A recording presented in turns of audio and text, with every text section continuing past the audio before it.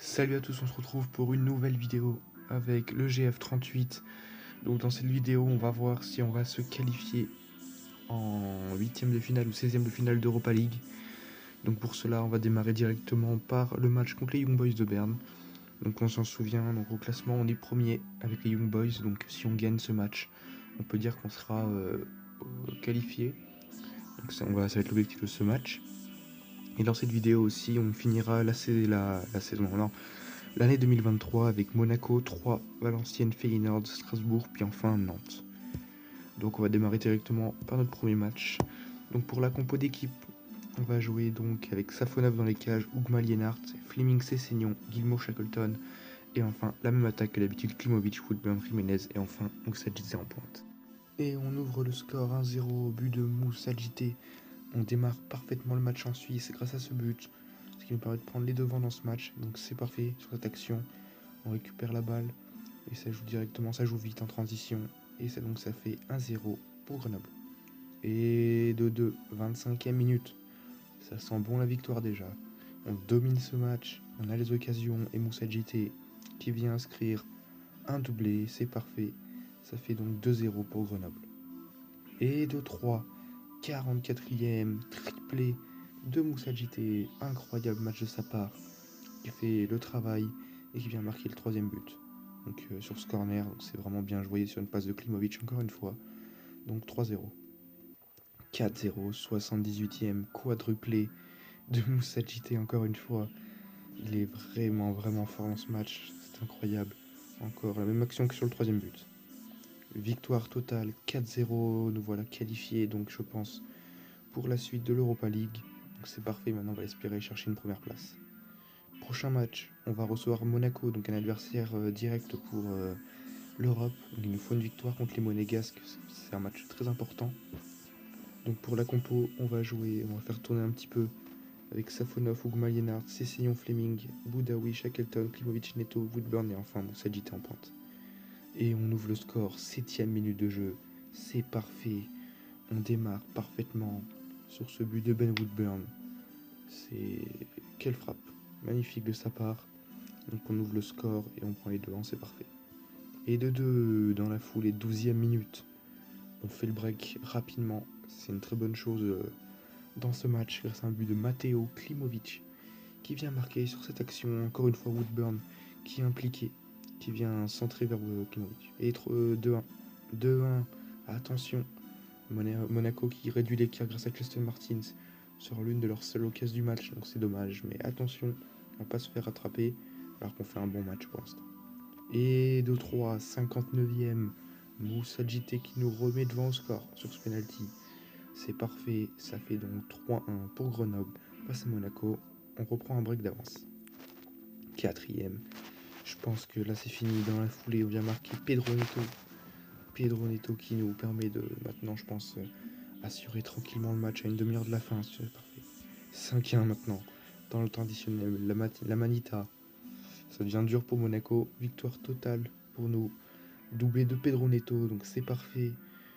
On va repartir avec les 3 points, plus un goal à virage excellent grâce à ce résultat. Donc victoire pour nous, parfaite, 5-1. Juste ce qui est dommage, c'est la blessure de Ben Woodburn, mais sinon c'est une victoire méritée pour nous. Donc on vient de faire 5-1 contre Monaco. Prochain match, on va se déplacer à 3, donc il nous faut prendre les 3 points de là-bas. C'est des adversaires plus faibles que nous, donc il nous faut aller chercher une victoire pour continuer à espérer 2 podiums. Donc il faut pas lâcher, il va falloir prendre les 3 points. Donc on part avec une équipe qui tourne un petit peu, avec Bitstrup et Gilmour, Kwasi par exemple, Christinson et Tuloch dans l'équipe. 1-0, on ouvre le score de la 10e minute. Dans un début de match, Tony Truant de notre part, on fait la différence, c'est parfait. 1-0 pour Grenoble sur ce but. Donc on voit la Moussadzité qui récupère et ça fait 1-0. Oh non, on craque. 73e sur leur seule occasion, quasiment du match. On craque. Et 3 qui revient un partout maintenant. Il va falloir se remettre en route et aller chercher une victoire dans les derniers instants peut-être. Parce qu'il ne faut pas craquer maintenant, c'est dommage. On perdrait 2 points à 3. Il ne faut pas ce qu'on est, donc il faut continuer. Et on va la chercher cette victoire. 86e minute. on l'a fait, on revient grâce à Xavier Ameachi sur cette action. C'est bien joué de la part de l'équipe. Tuloy pour Christensen qui centre. Et victoire 2-1. Victoire 2-1, c'est parfait pour nous. On vient prendre 3 points précieux contre 3 parce que ça aurait été bête de perdre des points contre eux. Donc on fait le travail, c'était l'essentiel et on repart donc avec une victoire de l'Estac de 3. Prochain match, encore G contre 3, on va recevoir Valenciennes. Donc pareil, Valenciennes, équipe 17ème du championnat, va falloir prendre aussi les 3 points avant de jouer contre le Feyenoord, même si on n'a plus rien à jouer contre le Feyenoord. Donc on va remettre l'équipe type, avec toute l'équipe qui revient, et on va espérer chercher une victoire contre Valenciennes. Et 1-0 après 10 minutes de jeu, Billy Gilmour qui vient marquer son deuxième but de la saison. C'est parfait, ça fait donc 1-0 pour le GF38 face à Valenciennes sur cette action. Début de match parfait. 2-0 Moussa Djité sur penalty qui nous permet de faire le break rapidement. C'est parfait. 2-0 pour Grenoble à la 30e minute. 3-0 juste avant la pause. Bon, le match est plié, je pense, grâce à ce but de Tuloy sur cette action. Donc c'est parfait. On mène 3-0 et on va arriver à la mi-temps. 4e, 80e minute. Ou non, 79e, pardon. On vient prendre un nouveau but pour nous. C'est parfait. 4-0. Tuloy qui vient marquer. Donc c'est vraiment un très très bon résultat parce qu'en plus de la victoire on a la différence de but, donc c'est parfait. 4-0 pour Grenoble face à Valenciennes. Victoire 4-0 pour nous face à Valenciennes. On continue sur notre série de victoires et en plus victoire méritée avec 12 tirs à 6 et 8 tirs cadrés à 2, donc victoire parfaite pour nous. Prochain match contre le Feyenoord, donc on peut pas perdre notre première place, on est assuré, donc on va faire tourner face au Feyenoord Rotterdam. On va faire jouer l'équipe B, Reno, Gilles, Lienhardt, Bogle, Cessignon, Gilmour, Shackleton, Christensen, Neto, Tuloch et Tavares en pointe. C'est parti. Et on ouvre le score enfin, 62e. Après un nombre d'occasions incroyables, on ouvre enfin le score. C'est des Néerlandais très timides, donc ça fait 1-0. Et on l'emporte 1-0 face au Feyenoord, victoire méritée, même si on aurait pu l'emporter au moins 3-0 je pense. On fait le travail et donc on finit premier de cette phase de poule d'Europa League, donc c'est parfait. Prochain match, on va jouer donc contre Strasbourg. Attention au match piège contre Strasbourg, on l'avait déjà vu dans la dernière saison, donc attention. Donc pour ça on va remettre l'équipe type, donc avec Ougma, Lienhardt, Bogle, Fleming, Bitsruk, Boudaoui, Klimovic, Neto, Jiménez et enfin Djité en pointe et Jérémy Savonov à la place de Reno à la cage.